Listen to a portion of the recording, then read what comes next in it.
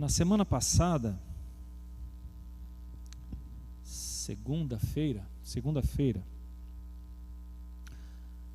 falando com uma moça, atendente, eu estava esperando uma consulta, ela perguntou de que igreja eu era. Ela sabia que eu era pastor e perguntou de que igreja eu era. Falei que era da Igreja Batista e como eu senti uma certa abertura, né? Eu completei. Você já foi em alguma igreja evangélica? Ela disse sim, eu fui uma vez ou outra e tal. Quando eu morava lá no sertão, eu frequentei uma igreja lá. Aí eu disse para ela, olha, você precisa saber de uma coisa importante. Tem igrejas evangélicas que a mensagem, o culto, gira em torno do interesse das pessoas. Tudo é dirigido para o que as pessoas sentem, pensam, acham. E há outras igrejas que o culto é dirigido para Deus. É o que Deus pensa, é o que Deus quer, é o que Deus acha que importa. E não o que as pessoas querem. Essa é uma grande diferença entre uma e outra igreja. Então, é só esse alerta que eu quero te fazer. Aí depois a gente conversou mais um pouquinho e tal e tal. Pelo menos eu disse, né?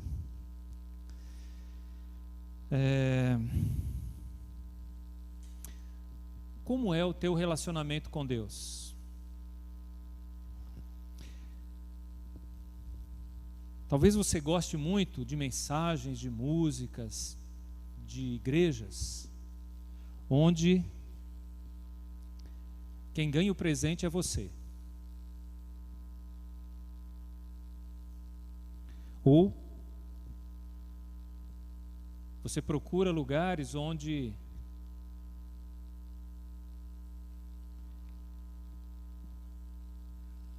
você se sente bem, ou você se sente atraído por aquilo que é falado. Muitas pessoas que frequentam igrejas evangélicas pedem sinais a Deus. Sinais da presença, da aprovação de Deus.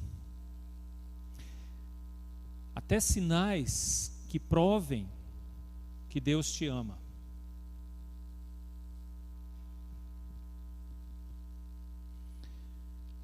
Muitos estão pedindo sinais para ter certeza da vontade de Deus.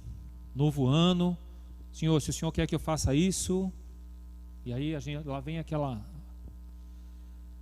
aqueles pedidos, né? Na verdade, eu vou falar muito sobre isso hoje aqui, mas em termos gerais, a questão é que para muitos que pedem sinais, o propósito não é conhecer a Deus e a sua vontade, mas sim, como eu posso ser abençoado por Deus, ou pelo menos não ser castigado por Deus. Então se busca muito mais a bênção de Deus do que conhecer a Deus. E a palavra de Deus, desde o início, mostra um Deus que quer se relacionar conosco. E não um Deus que está lá para soltar bênçãos ou maldições. Mas um Deus que quer se relacionar conosco, com quem a gente pode e deve conversar, pode e deve ouvir a sua voz pela sua palavra. Um Deus que se relaciona conosco. Alguns sintomas desse desinteresse pelo relacionamento com Deus estão muito presentes na igreja evangélica hoje e na nossa igreja particularmente. E eu vou alistar alguns desses sintomas aqui. Sintomas de desinteresse no relacionamento com Deus. São eles: falta de vontade de orar e ler as Escrituras. Por quê? Porque você não quer se relacionar com Deus, você quer só a bênção ou a aprovação dele.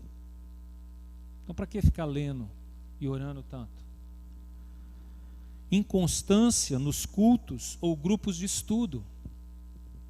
Revelam também o desinteresse no relacionamento com Deus, porque não tem interesse em participar de um momento como esse aqui de celebração ao Senhor, ou de estudar a sua palavra junto com outros nos pequenos grupos. A música destes é muito mais um hobby do que uma maneira de adorar a Deus. É muito mais o que eu gosto de ouvir do que o engrandecer a Deus. Os relacionamentos interpessoais não visam apresentar a Cristo aos outros.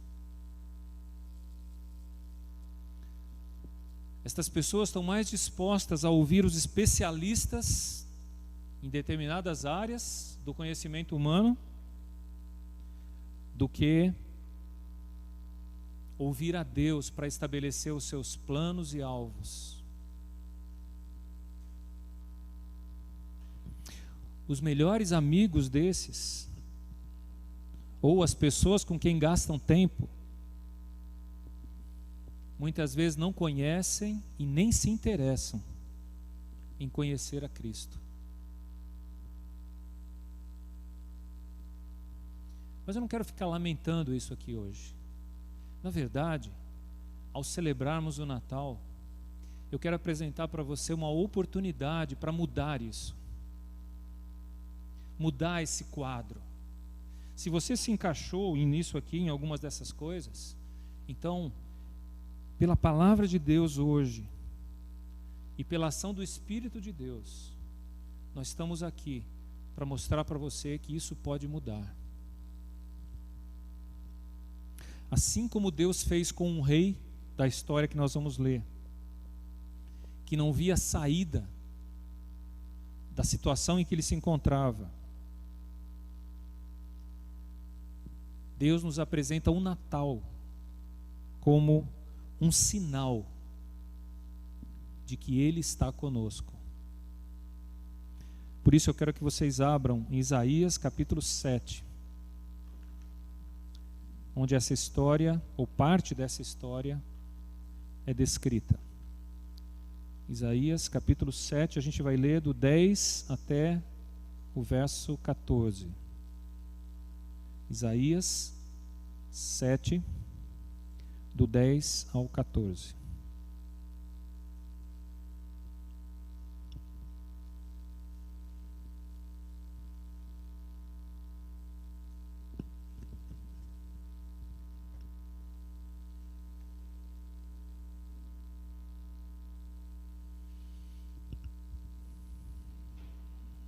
Pronto? Então diz assim a palavra de Deus. 10. E continuou o Senhor a falar com Acaz, dizendo: Pede ao Senhor teu Deus um sinal, quer seja embaixo nas profundezas ou em cima nas alturas. Acaz, porém, disse: Não o pedirei, nem tentarei ao Senhor. Então disse o profeta: Ouvi agora, ó casa de Davi, acaso não vos basta fatigardes os homens, mas ainda fatigais também ao meu Deus? Portanto, o Senhor mesmo vos dará um sinal. Eis que a virgem conceberá e dará à luz um filho, e lhe chamará Emanuel. Ele comerá manteiga e mel quando souber desprezar o mal e escolher o bem. Na verdade, antes que este menino saiba desprezar o mal e escolher o bem, será desamparada a terra, ante cujos 2 reis tu tremes de medo. Vamos orar mais uma vez? Senhor nosso Deus, abençoa-nos, guia-nos na meditação da Tua palavra. Dá-nos, Senhor, a capacidade de tornar simples as Tuas verdades pelo Teu Espírito, Senhor, porque não temos essa capacidade. Que o Senhor revele-se aqui a cada um de nós. Revele mais uma vez o sinal que o Senhor deixou da Tua presença conosco. É o que te pedimos em nome de Jesus. aqueles poucos que estavam na abertura do culto aqui, hoje, e acompanharam a leitura que o Paulinho fez, eu estava até empolgado, quando ele ia lendo, ele parou um versículo antes desse texto, né? Ele leu o texto de Mateus, capítulo 1, e mostrando ali que o anjo aparece a José e tal, e que o menino que foi gerado é filho dele. E aí ele cita o texto de Isaías: a virgem conceberá e dará à luz um menino, e o nome dele será Emanuel. E lá especificamente ele diz que quer dizer Deus conosco. Natal é um sinal, isso está aqui no versículo 14. Portanto, o Senhor vos dará um sinal. Natal é um sinal de que Deus está conosco. Na verdade, é importante desmistificar essa questão do Natal. 25 de dezembro não é a data em que Jesus nasceu, né? A gente sabe disso, ou deveria saber.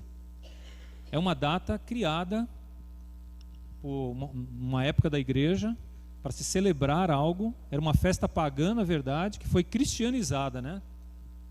Tornaram ela cristã. Nem por isso é errado celebrar o Natal. Eu acho mais errado não celebrar, né? Agora, não precisa ser necessariamente 25 de dezembro, eu podia celebrá-lo em qualquer outra data. Mas como é comum celebrar 25 de dezembro, nenhum problema em celebrarmos uma festa ao Senhor. Agora eu quero olhar para esse texto com vocês de três perspectivas, de três maneiras. Na verdade, duas e um esclarecimento aqui. Primeiro, lembrar que esse sinal prometido pelo profeta, por Deus, através do profeta, era um sinal para o rei Acás, o homem que é descrito aí nesse texto. Era um sinal para ele, naquela época, 700 anos antes de Cristo nascer. Foi quando essa mensagem foi proclamada. E essa mensagem de um sinal que Deus poderia dar para um rei que estava em apuros, era para que esse rei fosse encorajado. E ele literalmente rejeita o sinal de Deus. Vamos lá para a história. Eu mencionei rei Acás na mensagem da semana anterior. Se você lembra de alguma coisa, você vai associar. O rei Acás passava por uma crise de vida ou morte, não só dele, mas da nação de Judá. Ele era rei do reino do sul de Judá.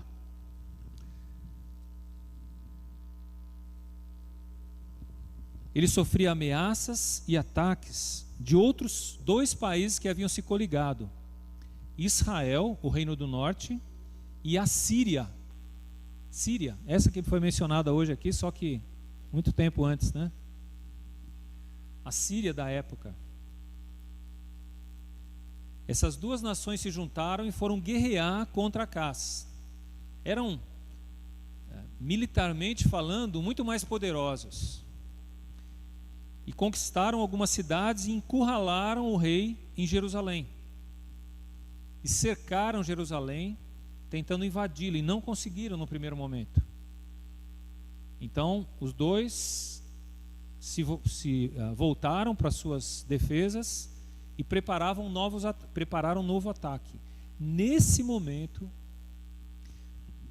Deus fala a Isaías para ir conversar com o rei Acás e dizer para ele algumas verdades importantes.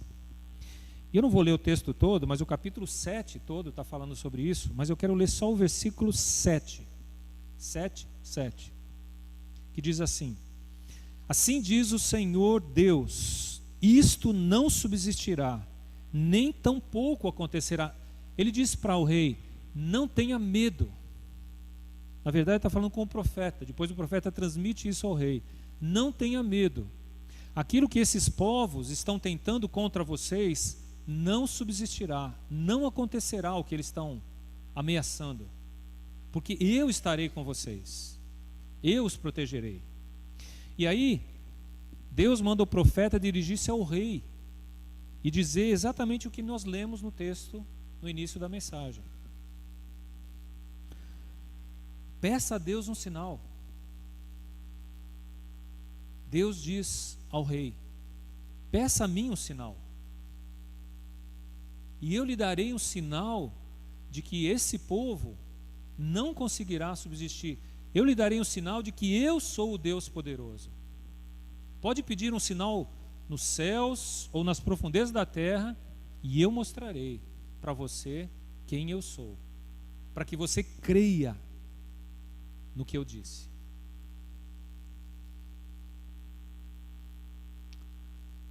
Por que Deus falou para o rei pedir um sinal? E eu disse aqui no começo da mensagem que pedir um sinal não é legal. Deus, percebendo a falta de fé daquelas pessoas, daquele rei, e se você ler a história desse rei, que está em 2 Reis, você vai perceber que era um rei que não levou Deus a sério em momento algum. Embora o seu avô, o seu pai levaram Deus a sério, eram homens que temeram a Deus, Acás não. Nunca ele manifestou temor a Deus. Nunca ele quis servir a Deus. Então, Deus se dirige a ele falando: peça um sinal que eu vou lhe provar que eu sou Deus. Você não precisa ir a outras fontes para buscar socorro. Eu sou Deus. Pode pedir um sinal.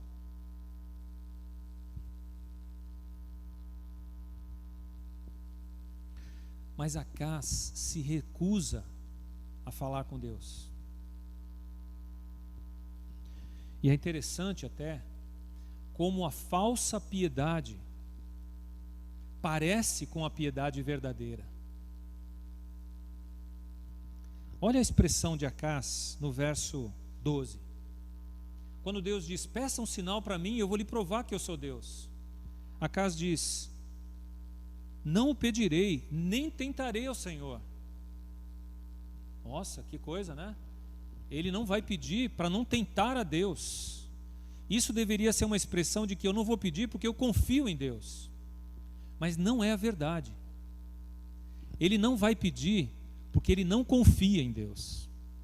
Essa é a diferença. Ele não tinha fé. Ele não confiava em Deus. Ele está dando só uma desculpa baseado no conhecimento que ele tinha das Escrituras. E esta aqui é uma citação de Deuteronômio, de Moisés. Não provar a Deus. Jesus usou a mesma citação anos depois, quando Jesus foi provado por Satanás. Não tentarás o Senhor teu Deus. A mesma citação é usada por Acás aqui. Só que este homem usa as Escrituras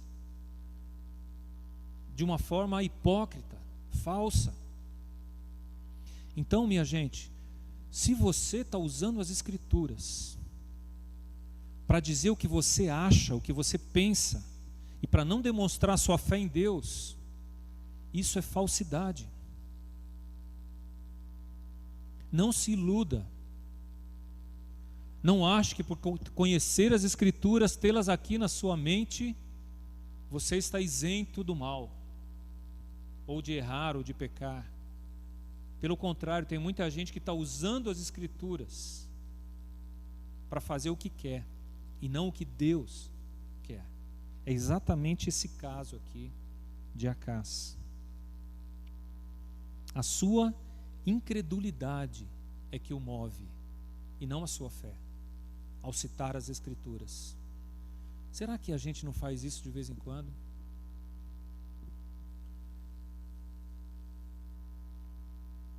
Será que quando a gente é desafiado a orar, por exemplo, precisamos aprender a orar com mais insistência, a gente diz: não, eu já orei, Deus já sabe. Isso é fé ou é falta de fé?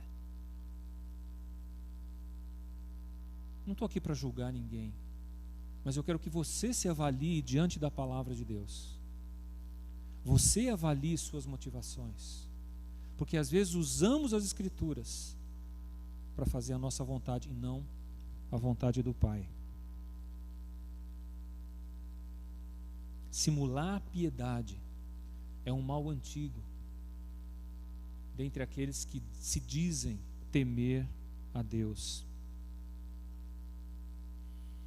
Veja que o próprio Deus, através do profeta, fala para o rei: peça um sinal.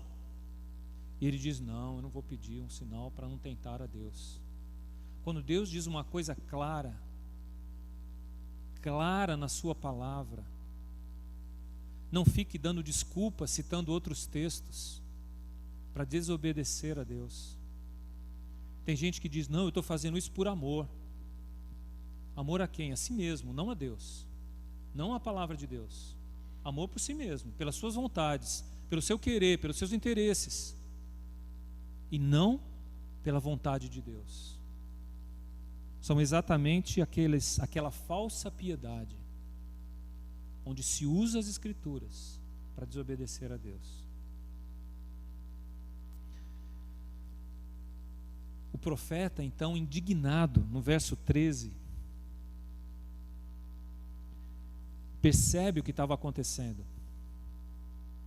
E ele diz: ouvi agora, ó casa de Davi, acaso não vos basta fatigardes os homens, mas ainda fatigais também ao meu Deus? Rei, e toda a corte, a casa de Davi, aqueles que se dizem guardiões da verdade, do temor a Deus, vocês recusaram a palavra dos profetas, ou fatigardes os homens. Você não ouviu quando eles vieram aqui dizer. E agora, além de não ouvirem os profetas, agora vocês não querem ouvir a Deus também. Rei, você continua se recusando, mesmo que seja Deus diretamente falando com você. Minha gente, se você tem ouvido algumas pessoas falarem para você: não vá por esse caminho, não faça isso, isso vai acabar mal, e você rejeita essas pessoas porque você acha que a motivação delas está errada,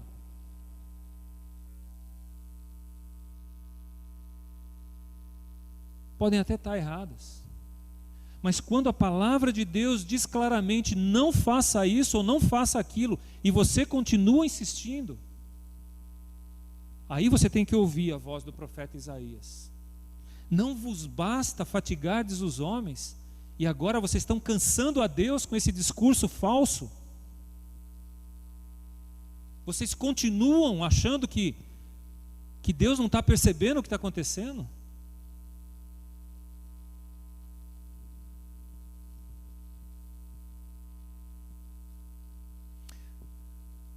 Sabe o que aconteceu nessa história aqui? E que é o que acontece muitas vezes, hoje ainda. Eu quero olhar com vocês o texto que descreve um pouquinho da história. 2 Reis, capítulo 16, verso 5. Vai procurando aí enquanto eu vou lendo, só para a gente ganhar tempo. 16, 5. Então subiu Rezim, rei da Síria, com Peca, filho de Remalias, rei de Israel, a Jerusalém, para pelejarem contra ela. Cercaram Acaz, porém não puderam prevalecer contra ele. Aquilo que eu contei da história, né? É exatamente esse momento aqui. Agora eu vou pular um pouquinho, para o verso 7. Após ser cercado e eles não puderem vencer, e nesse período, exatamente nesse período, o profeta Isaías foi a Acaz, dizendo a ele o que Deus era capaz de fazer, e ele recusou a Deus. Olha o que ele fez no verso 7. Acaz enviou mensageiros a Tiglat-Pileser, rei da Assíria, não é Síria, da Assíria, o império que ficava mais ao norte, o império mais poderoso da época. Ele mandou um representante lá para a Assíria, dizendo: eu sou teu servo e teu filho. O rei da Assíria, um reino absolutamente pagão. Sobe e livra-me do poder do rei da Síria e do poder do rei de Israel, que se levantam contra mim. Tomou a casa a prata e o ouro que se acharam na casa do Senhor e nos tesouros da casa do rei, e mandou de presente ao rei da Assíria. O rei da Assíria lhe deu ouvidos, subiu contra Damasco, tomou-a, levou o povo para aqui e matou a Rezim. Parece que Acás, o rei de Judá, já tinha uma solução. Por isso que ele não ouviu o profeta. Ele já tinha um plano.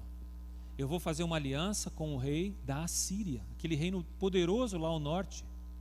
Eu vou pegar os tesouros da casa de Deus e os tesouros que eu tenho no palácio e vou comprar o apoio militar da Assíria para pelejar contra a Síria e Israel. Ele já tinha planos definidos. Ele já tinha propósitos. Sabe por que muitas vezes as pessoas não querem ouvir a palavra de Deus, o conselho de irmãos? Porque elas já têm os seus planos. Elas já decidiram o que querem. Elas não estão abertas a ouvir. Sabe, gente, eu não sei quantos de vocês que estão aqui estão nessa situação. Já decidiram no seu coração o que querem. Deus pode descer em forma de anjo aqui, brilhante, e falar para você: não faça isso. E você diz: não, Deus, não se preocupa comigo. Eu não quero te incomodar. Eu já decidi o que eu quero.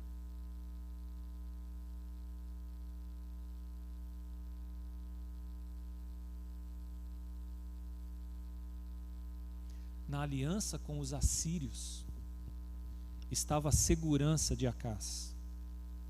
Ele achava que era dali que viria o seu livramento, da força do homem e não do poder de Deus. O rei virou as costas para Deus, literalmente. Acompanha comigo alguns versículos que eu quero olhar com vocês aí. Deixa eu ver se eu anotei certo aqui. Isso, capítulo 16, a partir do verso 10. Então o rei Acás foi a Damasco encontrar-se com Tilate-Pileser, rei da Síria, e vendo ali um altar, enviou dele ao sacerdote Urias a planta e o modelo, segundo toda a sua obra. Eu não vou ler o texto todo, porque é revoltante o texto. Depois você lê. Sabe o que ele fez? Ele literalmente, pessoalmente, foi à Assíria, pediu o apoio do rei, e para fazer uma média com o rei, ele falou: eu vou construir uma réplica do templo do seu Deus e vou construí-la lá em Jerusalém. E o restante do texto está dizendo que parte do templo de Jerusalém foi desfeito para que fosse montado o templo desse outro ídolo. Isso tudo para agradar o seu libertador, ou aquele que ele achava que era o seu libertador. Tudo por causa do rei da Síria. E o verso 18, eu quero ler só o último aí. Também o passadiço coberto para uso, ele está descrevendo o que foi feito no templo, desfeito no templo para ser construído o templo desse ídolo. Também o passadiço coberto para uso no sábado que edificaram na casa, e a entrada real pelo lado de fora retirou da casa do Senhor, por causa do rei da Síria.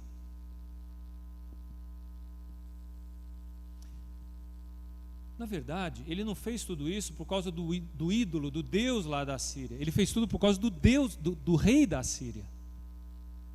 Porque ele julgou que a sua confiança era naquele homem. Não é o que nós fazemos hoje, gente?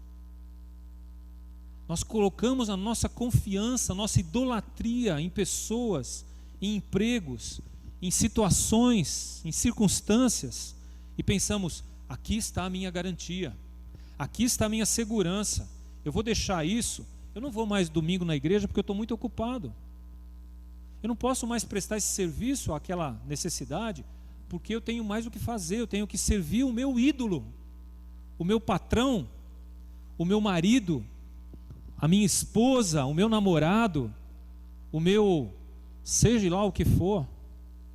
A gente elege ídolos o tempo inteiro e coloca neles a nossa confiança, ao invés de confiar no Deus Todo-Poderoso.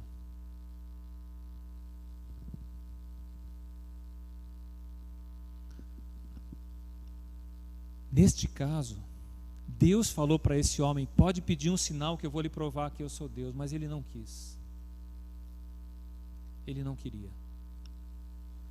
Agora, pensando hoje, no nosso contexto, quais são os perigos de pedirmos um sinal? Se você está aí pensando, então beleza, eu vou pedir um sinal a Deus para ver se eu volto. Deixa eu falar sobre os perigos de pedir um sinal hoje. Quem pede um sinal, segundo as Escrituras, não é quem tem fé, é quem não tem fé. Quem tem fé não precisa de sinais, porque o sinal já está aí, já foi dado. A gente não acredita, por isso a gente tem que pedir outro.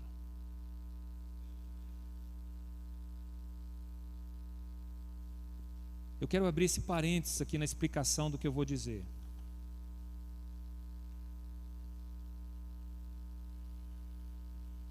Aquele que confia em Deus e mantém um relacionamento saudável com Ele, não precisa de sinais para provar a presença e o cuidado de Deus.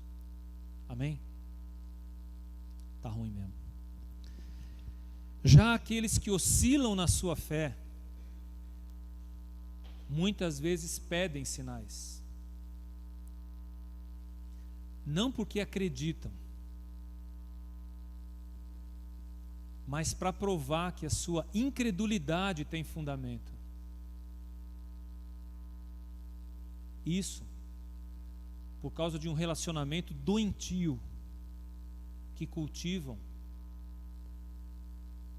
ou cultivaram com Deus. Porque o relacionamento com Deus não é saudável. Então começa-se a depender de muletas.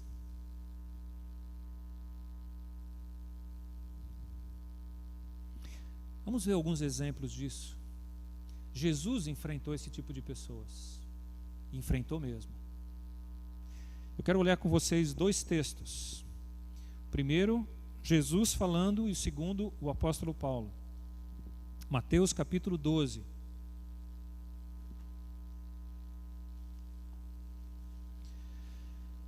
Verso 33 a 35. Mateus 12, 33 a 35. Ou fazei a árvore boa e o seu fruto bom, ou a árvore má e o seu fruto mau, porque pelo fruto se conhece a árvore.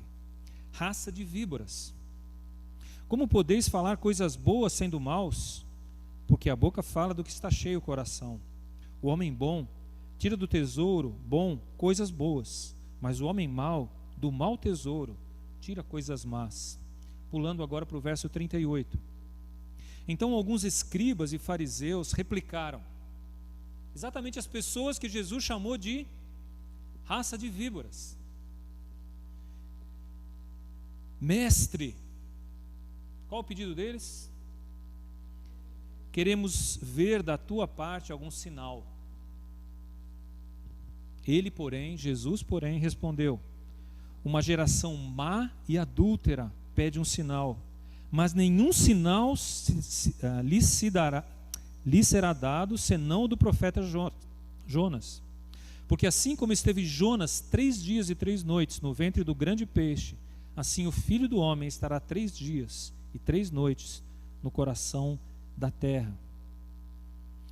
Ninivitas se levantarão no juízo com esta geração e a condenarão, porque se arrependeram com a pregação de Jonas. E eis aqui está quem é maior do que Jonas. A rainha do sul se levantará no juízo com esta geração e a condenará, porque veio dos confins da terra para ouvir a sabedoria de Salomão. E eis aqui está quem é maior do que Salomão.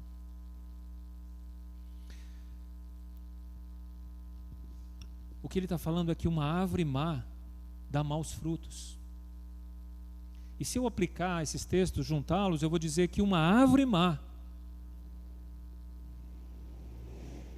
pede sinais.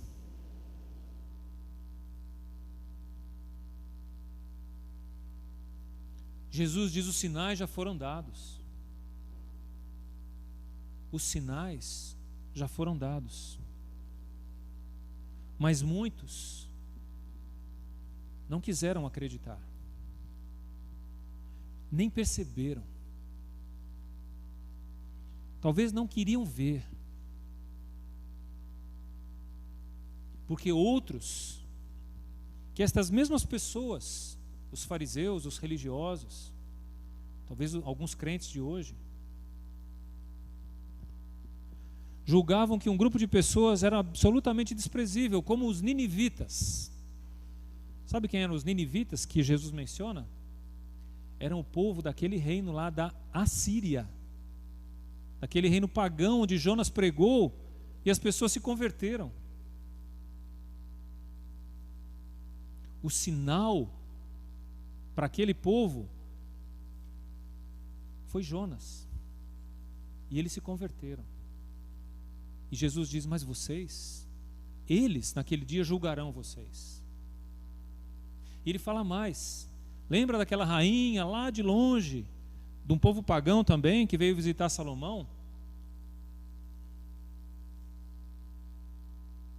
Esse rei, essa rainha, também um dia julgará vocês, porque ela creu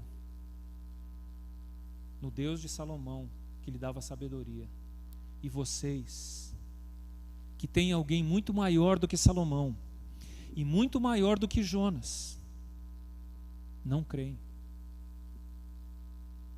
Jesus estava falando como filho de Deus. Nós, talvez, se alguém prometer para a gente: olha, seja fiel a mim e eu lhe darei isso, aquilo, aquilo outro, a gente se empolga todo, faz planos e tal. E aí Deus vem e diz: olha, eu quero que você seja fiel a mim e me obedeça. Não, Senhor, não precisa não, já está tudo bem, eu já me arranjei por aqui, eu já estou legal. A quem nós nos assemelhamos?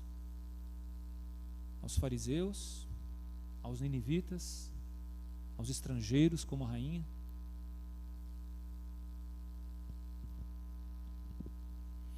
O outro texto é de Paulo, do apóstolo, 1 Coríntios capítulo 1.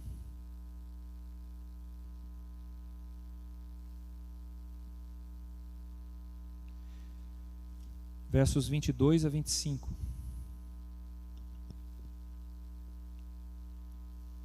Eu nem vou ler o texto todo, é uma pena, porque esse eu queria ler, mas é um pouquinho longo. Mas só esse pedacinho. 22 diz: porque tanto os judeus pedem sinais, como os gregos buscam sabedoria. Os judeus, povo de Jesus, de Israel, pedem sinais. Mas os gregos, os coríntios, Corinto era na Grécia Antiga, pedem sabedoria. A Grécia Antiga, berço das filosofias atuais, da sabedoria moderna. Os judeus pedem sinais, os gregos buscam sabedoria. E Paulo diz: mas nós pregamos a Cristo crucificado, escândalo para os judeus, loucura para os gentios. Mas para os que foram chamados, tanto judeus como gregos, pregamos a Cristo, poder de Deus e sabedoria de Deus. Porque a loucura de Deus é mais sábia do que os homens, e a fraqueza de Deus é mais forte do que os homens. Escute isso. Talvez você esteja de coração endurecido aí, mas escute isso. Paulo está dizendo aos judeus: eles pedem sinais, mas o que nós pregamos? Pregamos um Cristo crucificado. Eles pedem poder. Sinal era um sinal de poder, que aconteça isso, caia fogo do céu, a terra trema, que as ondas cheguem a cobrir, que poder. Alguns pedem poder, mas Paulo diz: e eu prego Cristo crucificado, escândalo para os judeus. eles pedem poder, e eu prego o morto, aquele que se entregou na cruz. E os gregos pedem sabedoria, e eu prego um Cristo crucificado, um homem que se deu, que aparentemente foi derrotado.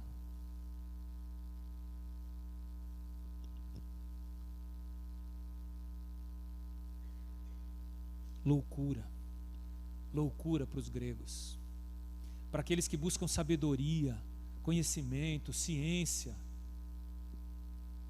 A mensagem da cruz é loucura. Como que pode? É isso? É esse o seu Deus? Paulo diz: é esse o Deus que se fez homem e deu a vida por nós.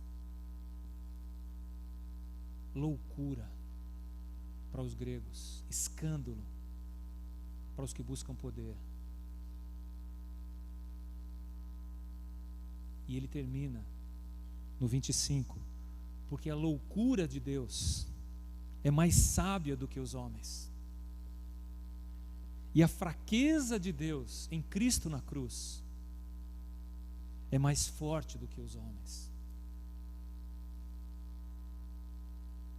O sinal, você está buscando um sinal de Deus? Cristo crucificado. Ou você está buscando poder? Ou você está buscando sabedoria?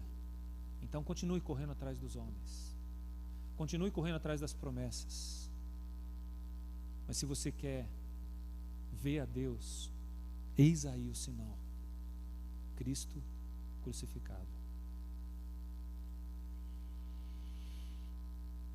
Voltando lá para o nosso texto de Isaías, com a última parte aqui. Um sinal para nós. Na verdade, exercício de fé. Verso 14 a 16, lá de Isaías 7. Eu vou ler mais uma vez: porque o Senhor mesmo vos dará um sinal. Eis que a virgem conceberá e dará à luz um filho, e lhe chamará Emanuel. Mesmo assim, rei Acás, mesmo assim, meu irmão de coração endurecido, Deus lhe deu um sinal. A virgem concebeu e deu à luz um filho, e o nome dele é Deus conosco. Deus está aqui. Isso é Natal, de verdade. Não a festa pagã, mas Deus conosco. Deus habitando entre nós, mas Deus habitando em nós. Este é o sinal.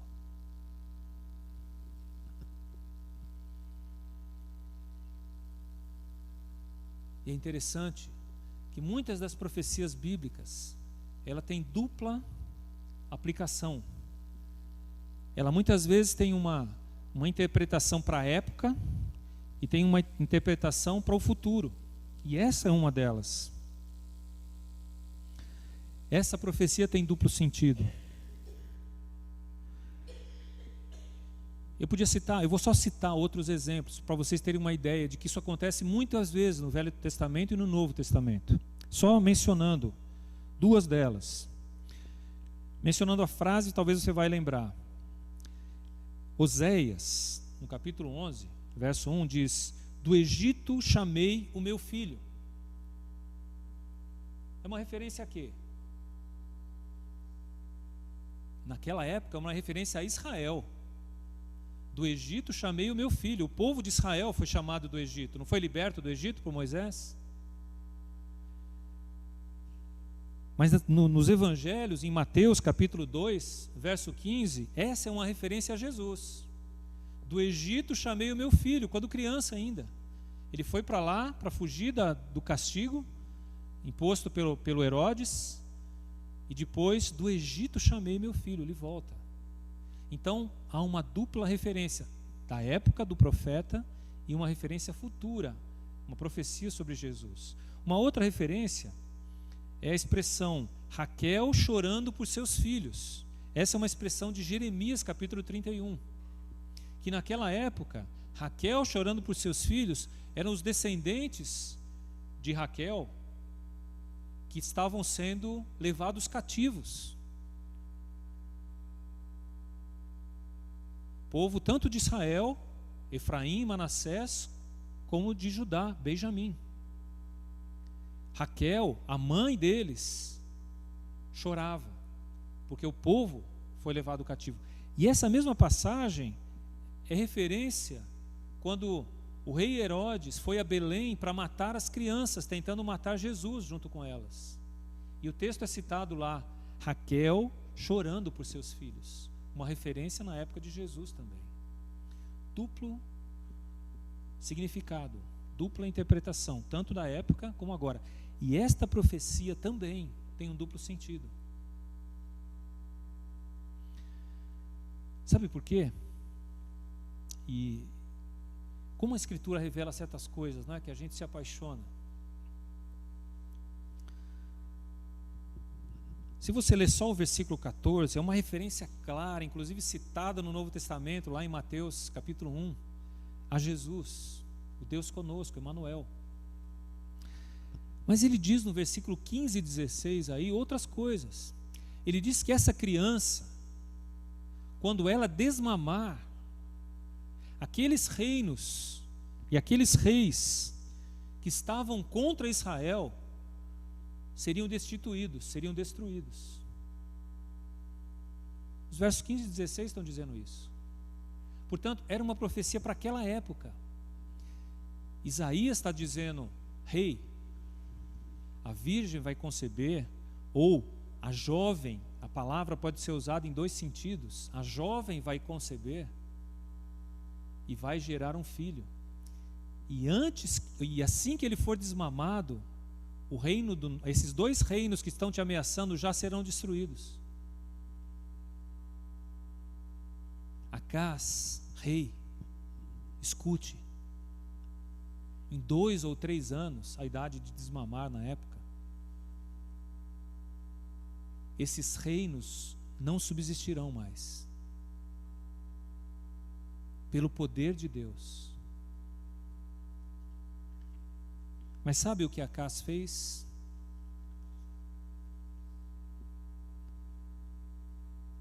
Ele acreditava que era o poder do homem que fazia isso.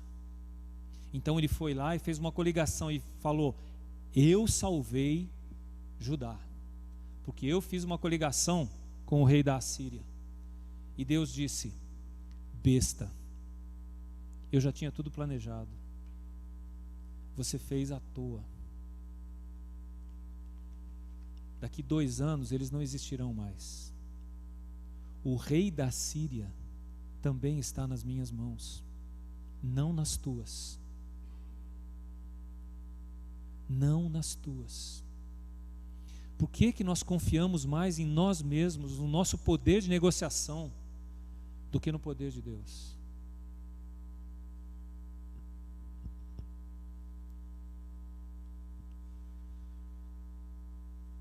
Esse sinal, dito pelo profeta, não foi reconhecido por Acás, que preferiu atribuir ao rei da Assíria o livramento.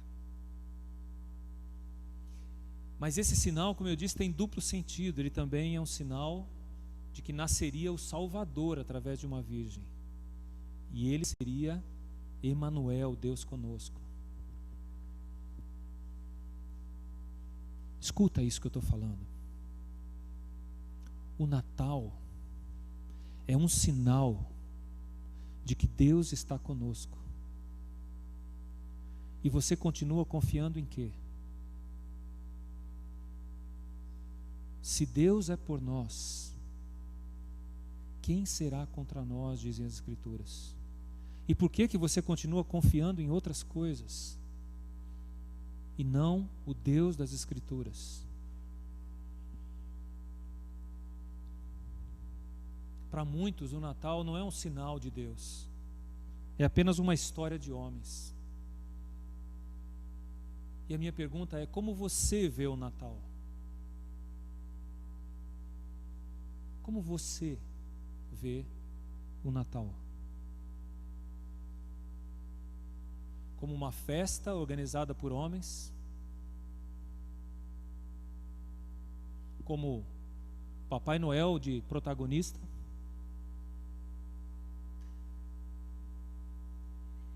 Ou como uma festa de Deus?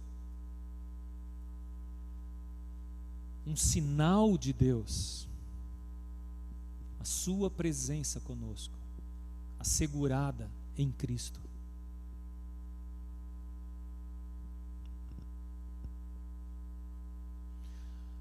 A sua festa de Natal, a nossa festa de Natal, mostrará pessoas que confiam em seus próprios recursos, entre aspas, ou entre colchetes, presentes? Ou mostrará um Deus que está trazendo paz e alegria com sua presença, independente de presentes ou comidas?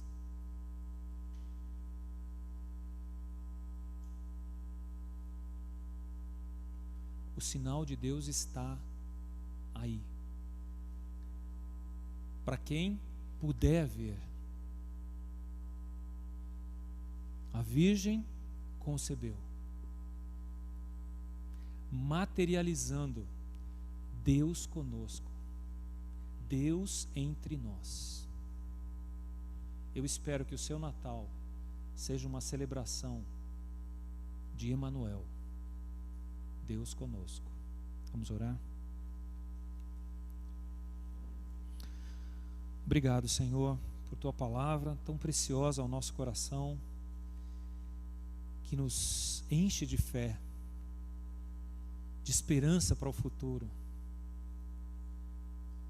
que nos dê os sinais de que o Senhor se importa conosco e de que o Senhor quer se relacionar conosco, de que o Senhor não nos esqueceu.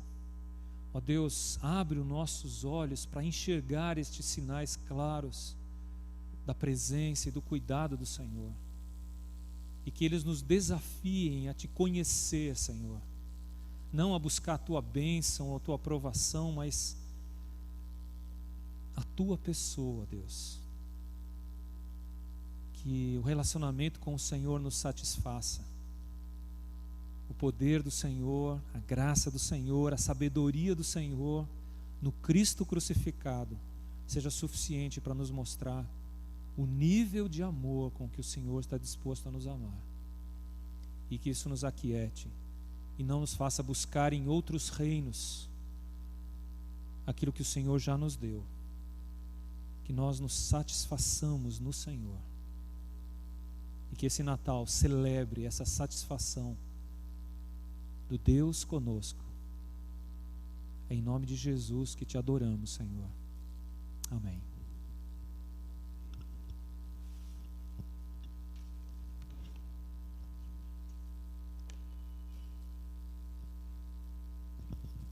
Pessoal dos cânticos para cantar aquela outra segunda música, e logo após nós vamos estar encerrando o nosso culto.